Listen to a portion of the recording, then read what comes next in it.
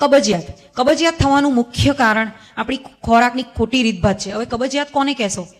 તમને દરરોજ સવારે એક જ ટાઈમે સંડાસ ના જવાય, કોઈક વખત બપોરે, કોઈક વાર સાંજે એવું જવાય, સવારમાં 2-3 વખત જવાય, ઇટ્સ ઓકે. સંડાસનો શરૂઆતનો ભાગ કઠણ આવે, જોર કરીને જવું પડે, તમારે ઘણી બધી વખત બેસી રહેવું પડે, એના માટે ઘણી બધી વાર લાગે, બરાબર. આ બધા જ એક યા બીજી રીતે કબજિયાતના લક્ષણો છે અને કબજિયાત બધા જ રોગોનું મૂળ છે, બરાબર. તમારો કચરો શરીરની બહાર ના નીકળે. આંતરડાનું કામ છે શોષવાનું, ખાલી એબ્ઝોર્બ કરવાનું. આંતરડા નાનું આંતરડું પચાવવાનું કામ કરે, બરાબર છે, અને મોટું આંતરડું એને શોષવાનું કામ કરે. જે પચ્યો છે, સારો અંશ બન્યો છે, એને શોષવાનું કામ કરે. તો તમે સારો અંશ બનાવ્યો હોય તમારા ખાધા ખોરાકી સારી રીતભાતથી તો સારું આંતરડામાં બને, અને ખરાબ બનાવ્યું તો ખરાબ બને, અને ખરાબ એ મોટું આંતરડું શોષી જ લે. એટલે કચરો શોષે એ બધું બ્લડ સ્ટ્રીમમાં જાય, અને એ જ આ યુરિક એસિડ ને આ ક્રિએટિન ને બધું એ જ છે, બીજું કાંઈ નથી. અને એનું કારણ છે આપણે વારે વારે ખાઈએ. આપણે ગેસ પર ચોખા ચડાવીએ ને, ખીચડી મૂકીએ છીએ ને, તો એમાં એક વખત ચોખા ચડાવવા મૂક્યા, એમાં ચપટી ચોખા વારે વારે નાખીએ છીએ કોઈ દિવસ? લાવ થોડાક નાખું એવું નાખીએ છીએ? નથી નાખતા ને. આપણે પાણી ઉમેરીએ ને તો બી એ ગરમ કરીને ઉમેરીએ છીએ અંદર, ઠંડુ પાણી બી નહીં નાખતા. તો બહાર જે ખોરાક પચે છે એનામાં આટલું ધ્યાન રાખીએ છીએ. તો આપણા પેટમાં બી એક અગ્નિ છે, જઠરાગ્નિ, બરાબર. તો જઠરાગ્નિમાં તમે એક મિનિટે અથવા અડધો કલાકે ચપટી ખાવાનું નાખો તો શું થાય? અડધા પેલું નીચે પચેલું ચાલુ થઈ જાય, નાખો એટલે પેલા એસિડ આવવાનું ચાલુ થાય, પચવાનું ચાલુ થઈ જાય. ફરી નાખો એટલે અડધું કાચું પાકું ભેગું થાય એટલે છે ને પચે નહીં, સડે. ખોરાક આંતરડામાં સડે. 21 ફૂટ લાંબુ આંતરડું છે આપણું. સડે એટલે શું થાય? અંદર ડસ્ટબિનમાં અહીંયા ભાત રાખ્યો, મેં ભાત મૂકી રાખ્યો, ચાલો ડસ્ટબિન બંધ કરી દીધી, 1 દિવસ થયો, 2 દિવસ થયો, શું થયું? સડે એટલે ગેસ આવે, ખોલજો પછી ઢાંકણ, કેટલી વાસ મારે. એ સડેલો બધો ગેસ પેટમાં આંતરડામાં જામ થઈ જાય, કેમ કે નીચે તો કબજિયાત છે, સ્ટૂલ નહીં પાસ થતું, તો ગેસ ક્યાંથી પાસ થવાનો છે? સ્ટૂલ જ ના પાસ થાય તો પછી એ સડે એટલે પેટમાં ગેસ થાય એટલે પેટ ફૂલી જાય. જેને પેટ હંમેશા છે ને સોફ્ટ હોવું જોઈએ. પેટ પર હાથ મૂક્યા ને એટલે એકદમ અંદર દબાય ને એવું સોફ્ટ, એ પેટની નોર્મલ તાસીર છે. જેને પેટ એકદમ ટાઈટ, કડક, તણાયેલું એકદમ રહે, દબાઈ જોજો કોઈક વાર બધા પોતપોતાનું પેટ, એટલે ખબર પડી જશે કે આપણું પેટમાં કેટલો ગેસ છે, આપણા કેટલું પાચન આપણું ખોટું છે. બધા ટ્રાય કરવાની છૂટ.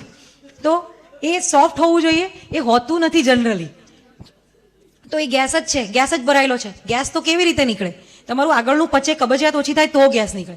તો જેને કબજિયાતનો પ્રોબ્લેમ છે એ દિવેલનો પ્રયોગ કરી શકે છે. કેમ કે અત્યારે ઘી તેલ નહીં ખાનારા બહુ જ એલોપેથીમાં એટલું બધું ગેરમાર્ગે દોરે છે. હું એલોપેથીની વિરોધી નહીં, જરાય નહીં. ઇમરજન્સીમાં બહુ જ જરૂરી છે અને સારું જ છે. હમણાં એક્સિડન્ટ થયો હોય અને હું કહું કે બેઠા પ્રાણાયામ કરો તો નોટ પોસિબલ, બરાબર. ઇમરજન્સીમાં પણ 5 થી 10% રોગો એવા છે કે જેમાં એલોપેથીની સારવારની જરૂર છે. બાકી બધા રોગો આયુર્વેદથી મટે છે. કોઈ એવો રોગ નથી જે આયુર્વેદની ઇનિશિયલ તમે શરૂઆતમાં લઈ આવો તો એનું 100% ક્યોર થાય જ. પણ આપણે સમજતા જ નથી. અંગ્રેજોની ગુલામી એટલી બધી અંદર ઘર કરી ગઈ, અધી એ જતા રહ્યા, પણ એનું માનસ નહીં જતું આપણામાંથી. એટલું બધું સાયન્ટિફિક છે આયુર્વેદ કે તમે આમ વિચાર બી ના કરો, કલ્પનામાં બી નથી તમારું. રોજ જેટલું વાંચો, આખી જિંદગી નાખી દો ને આયુર્વેદમાં, તમે એના સિદ્ધાંતોને સમજી જ ના શકો. એટલા ડીપમાં અને એટલા ડિટેલમાં છે કે તમે સમજી જ ના શકો, એટલું સાયન્ટિફિક છે. તો ખાલી અંગ્રેજોએ જે ઠૂસાયું એ ઠૂસી અને એસિડિટીની ગોળી, રોજ ચણા મમરાની જેમ ઓમિપ્રાઝોલ, પેન્ટોપ્રાઝોલ, આ ગોળીઓ તો તમને ખબર છે અત્યારે ભારત સરકારે બેન લાવી દીધો છે રેનિટેડિન પર. ખબર છે? વચ્ચે ગવર્મેન્ટનો રિઝોલ્યુશન આવ્યો છે કે ગમે તેને રેનિટેડિન ને બધી પ્રિસ્ક્રાઇબ કરવી હોય ને તો ડોક્ટર પ્રિસ્ક્રાઇબ, એના વગર રેનિટેડિન ઓટીસી પ્રોડક્ટ તરીકે ના આપી શકે. પેલા ડોક્ટરના પ્રિસ્ક્રાઇબ વેલિડ રીઝન હોવું જોઈએ રેનિટેડિન માટે. એ કાર્સિનોજેનિક છે, કેન્સર કરે છે, બરાબર. એ તો ઓમિપ્રાઝોલ, પેન્ટોપ્રાઝોલ તમારે પેટમાં પચાવવા માટે એસિડ જરૂરી છે, ખાઓ એટલે. તો એને બ્લોક કરવાની દવા લો તો શું થાય? અપચો થવાનો છે ને. એસિડ તો પેટમાં પચાવવા માટે જરૂરી છે. તો તમે રોજ એક દિવસ કોઈક દિવસ સિમ્ટોમેટિક લીધી, બરાબર છે, ચાલો બહુ એસિડિટી થઈ ગઈ, માઇલ્ડ કરવા માટે લઈ લીધી, બહુ હેરાનગતિ થાય છે. પણ દરરોજ તમે લેશો, લાંબા સમયથી જે ઓમિપ્રાઝોલ અને પેન્ટોપ્રાઝોલ લેતા હશે એને 100% ડાયજેશનનો પ્રોબ્લેમ હશે, 100% બીજા રોગો આવશે. અને તાવનું બીજું છે, તાવમાં બી આવું છે. ચણા મમરાની જેમ પેરાસિટામોલ તાવ છે ને, એક આપણી શરીરની ડિફેન્સ મિકેનિઝમ છે. તમે બહાર યુકેમાં જાઓ ને તો ત્યાં એ લોકો એમને પેરાસિટામોલ વારે તાવ માટે બહુ ના આપે, પેલા પોતા મૂકવાના કે છે. આપણામાં બી એવું કીધું છે. તાવ આવે ને, એ તાવ કેમ? આપણા શરીરના જમ્સને મારવા માટે આવે છે. શરીરનું ટેમ્પરેચર કેમ વધે છે? તમારા બોડીમાં જે જમ્સ આવ્યા એ ગરમી એટલી બધી વધી જાય તો એ તમારા જમ્સને મારી નાખે અને એ રીતે તમારી ઇમ્યુનિટી સારી થાય. આ તો સહેજ તાવ આવ્યો નથી, શરદી ખાંસીનો, પેરાસિટામોલ લાઈન દબાઈ દીધો. એનાથી થાય છે શું? તાવ ઉતરે છે, એની સાથે તમારી ઇમ્યુનિટી લો થાય છે અને રોગ પ્રતિકારક શક્તિ લો થાય ને એટલે તમને એક નહીં બીજા 10 રોગો આવે. ખાંસી 2 દિવસ શરદી રહેવાની ને બદલે 5 દિવસ રહે, 10 દિવસ રહે. ખાંસી મટવાની હોય તો મટે જ નહીં, બરાબર. એટલે હંમેશા ચણા મમરાની જેમ પેરાસિટામોલ લેશો નહીં. એ લીવર ટોક્સિક છે અને લીવરને 100% બગાડે છે. એ રીતે ડાયાબિટીસ, હા, લીવર પર પણ, એ તો ઓબ્વિયસ, લીવર કિડની બે. તો ડાયાબિટીસમાં એક તો એક મેટફોર્મિન આવ્યું છે. મેટફોર્મિન ફોરેનમાં તો બેન છે, અને આપણે ડોક્ટરો ચણા મમરાની જેમ એ એક સ્ટેટિન એટોરવાસ્ટેટિન જે કોલેસ્ટ્રોલની દવા છે ને, એ પણ એટલું જ નુકસાન કરે છે. પણ એક ડોક્ટર એ બંધ જ નથી કરતા. તમારું પાચન સારું હોય ને તો તમને કોલેસ્ટ્રોલની દવા લેવાની બી બિલકુલ જરૂર નથી. ગૂગલની બધી દવાઓ અવેલેબલ છે. પાચન સારું રાખો, કબજિયાત ના થવા દો, દિવેલ લો દરરોજ. ના કબજિયાત રહેતી હોય તો દરરોજ દિવેલ લો, દરરોજ સ્નેહન લેવાનું કીધું છે આયુર્વેદમાં તો. અને જેની વાયુની પ્રકૃતિ છે, વાયુ પિત્ત કફ 3 જાતની પ્રકૃતિ હોય, વાયુની પ્રકૃતિ વાળાને તો દરરોજ જ સ્નેહ દ્રવ્યની જરૂર છે. તલનું તેલ પીવાનું, હું તો મારા પેશન્ટને કહું દરરોજ તલનું તેલ 2 ચમચી પીવો. જેને કબજિયાત હોય એ દરરોજ દિવેલ લે તો 21 ફૂટ લાંબુ આતરડું છે, આજે કાલે પરમ દિવસે એમ કરતા કરતા આખું આતરડું સોફ્ટ થઈ જાય અને સંડાસ સાફ આવી જાય. અને તે છતાં પણ આયુર્વેદમાં તો અમુક રોગો ના મટે તો પંચકર્મ તો છે જ. શરીર શુદ્ધિની ક્રિયા છે. શરીરના આપણા આંતરડા ચોખ્ખા હોવા જોઈએ, એકદમ ક્લીન હોવા જોઈએ. અને ક્લીન હોય તો તમારે સારી વસ્તુ એમાં એબ્ઝોર્બ થાય. કચરો જ હોય તો કચરો જ એબ્ઝોર્બ કરવાનું છે. તો શરીર શુદ્ધિકરણ માટે પંચકર્મ છે, એ આખા આંતરડાને બધાને ખાલી કરવા માટે છે. તો આયુર્વેદમાં એટલું બધું ડીપ સાયન્સ છે. નેચરોપેથીમાં એવો એનિમા આપે છે, ખબર છે? બધા જાતે જાતે એનિમા લઈ લે, પાણીનો સોફ્ટ વોટરનો એનિમા. તો શું આયુર્વેદના વિદ્વાનો મૂર્ખા હતા ચરકને સુશ્રુત કે સોફ્ટ વોટરનો એમણે કેમ ના કીધું સાદા પાણીનો એનિમા લઈ લો? એમ ના લેવાય. સાદા પાણીનો એનિમા લેવાથી તમારા આંતરડા જે દરરોજ ઘણા લે છે, નેચરોપેથી ઘણા જાણે છે ને, ડાયરેક્ટ ઘરે લઈ લે છે. બેગ તૈયાર મળે છે અને ડાયરેક્ટ ઘરે લઈ લે છે. દરરોજ પાણીના તમે લો, તમારા આંતરડા વૃક્ષ થઈ જાય. આંતરડા વૃક્ષ ના થાય એના માટે આયુર્વેદમાં તો બસ્તીની કેટલી બધી વ્યવસ્થા છે જોરદાર. એક દિવસ સ્નેહ દ્રવ્ય આપે, એક દિવસ ક્વાથ આપે, એક દિવસ ઔષધિ આપે. કેટલું બધું ડીપ થિંકિંગ છે. એ લોકો મૂર્ખા હતા કે સહેલું પાણી નાખી દઈએ. પાણી બિલકુલ સારું નથી, તમને લાંબા ગાળે નુકસાન કરે. સોફ્ટ વોટર લાંબા ગાળે નુકસાન કરે.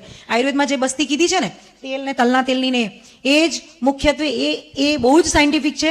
મને પણ નહોતી ખબર. હું પણ પહેલા ભણતી ત્યારે એવું જ વિચારતી હતી કે શું વાતો પાણી ને સોફ્ટ વોટર ના લઈ લેવાય, એલોપેથીનું હેલું છે. પણ એ સહેલું નથી, એ લાંબા ગાળે નુકસાનકારક છે. તો ખાવા પીવામાં આટલું ધ્યાન રાખો. જેને સાંધાના દુખાવા થતા હોય ને, એ આપણે નગોડનું ઝાડ રોપો. દુધિયા ગામમાં હવે 10-12 નગોડના ઝાડ રોપો તમે, એવી મારી તમને નમ્ર વિનંતી છે.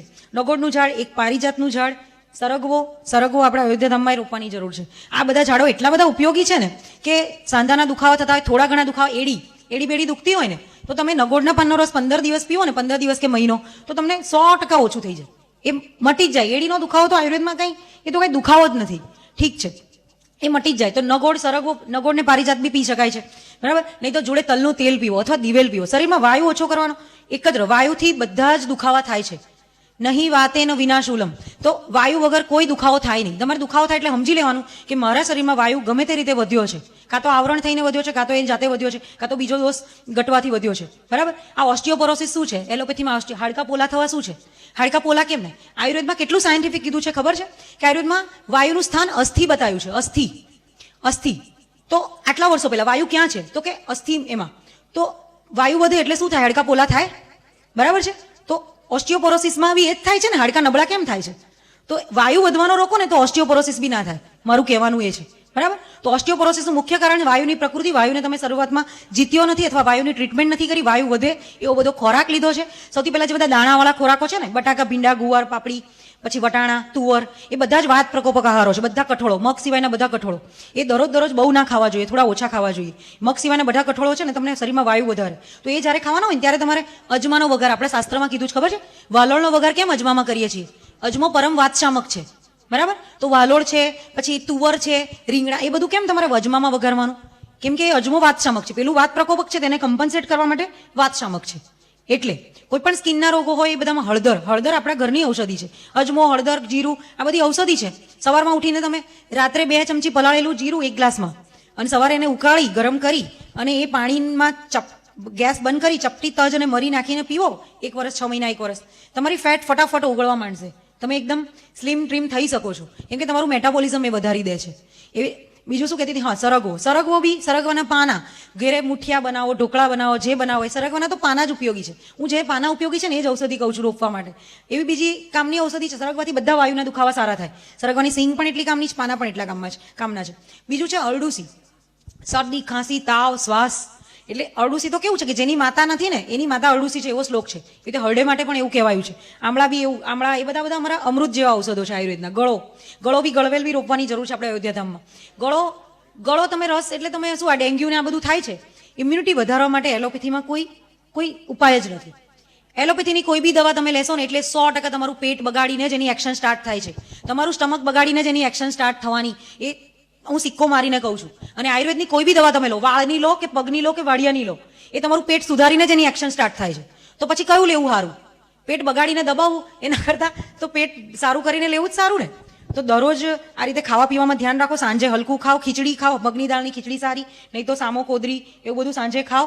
અને થોડોક વ્યાયામ રાખો કરવાનો, તો તમે હેલ્ધી જ રહેશો, રોગ થાય નહીં. અને કબજિયાત, ખાસ કબજિયાત ને ગેસ એ ના થાય એના માટે અધ્યસન, એક ખાધા પર ખાવું.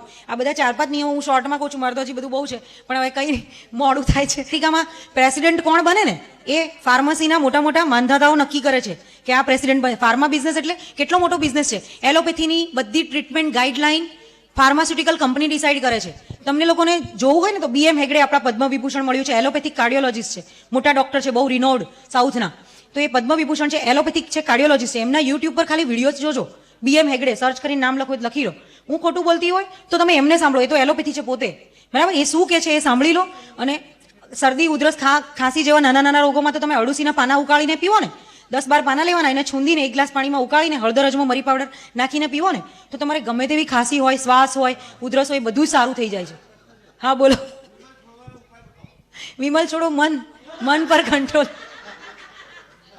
ચરકમાં લખ્યું છે કે તમારું મન કંટ્રોલ હોય ને તો તમને ભૂત, પિશાચ ગમે તે કોઈની કોઈ અસર ના થાય. સત્વાવજય ચિકિત્સા આયુર્વેદમાં બહુ મોટી ચિકિત્સા છે. આખું મેન્ટલ માનસિક રોગોની બી એક સ્પેસિસ છે આયુર્વેદમાં, એક બ્રાન્ચ છે આખી. હમણાં કેવી સાયકિયાટ્રિક બ્રાન્ચ છે, એવી સાયકિયાટ્રિક બ્રાન્ચ આયુર્વેદમાં પણ છે, બરાબર. તો આયુર્વેદમાં તો પેલી વૃશ્ય ચિકિત્સા બી છે, રસાયણ ને વૃશ્ય ચિકિત્સા. 50 વર્ષની ઉંમર પછી દરરોજ બધાએ એક રસાયણ સેવન કરવું જોઈએ. તમારે બધાને જોઈતું હોય તો એ કોમ્બિનેશન હું લખી આપીશ, મોટાભાગે બધાને સૂટ થઈ જાય. 50 વર્ષની ઉંમર પછી મહેરબાની કરીને બધા જ એ લો તો તમારું 10 વર્ષ ઉંમર વધી જશે. એ તમારા આમનું પાચન કરે, તમારું શરીર સારું રાખે. પણ રસાયણ ટ્રીટમેન્ટ એ આયુર્વેદનો બહુ જોરદાર એક મહત્વનો પાયો છે. ચવન ઋષિ ચવનપ્રાશ પીને ખાઈને લાંબુ જીવ્યા હતા, ખબર છે ને? એ રસાયણ ટ્રીટમેન્ટ આયુર્વેદની એક બહુ જ જોરદાર અને બહુ જ વ્યવસ્થિત ટ્રીટમેન્ટ બ્રાન્ચ છે. તો એનો બી લાભ લો, બરાબર. પણ પહેલું શરૂઆત તો ખાવા પીવાથી કરો. અને આજથી જ નિયમ લઈ લો કે અડધું પેટ ખાલી રાખીને ખાઓ. તમે પછી અઠવાડિયામાં જુઓ તમારા બધા જ અડધા પ્રોબ્લેમ સોલ્વ થઈ જશે.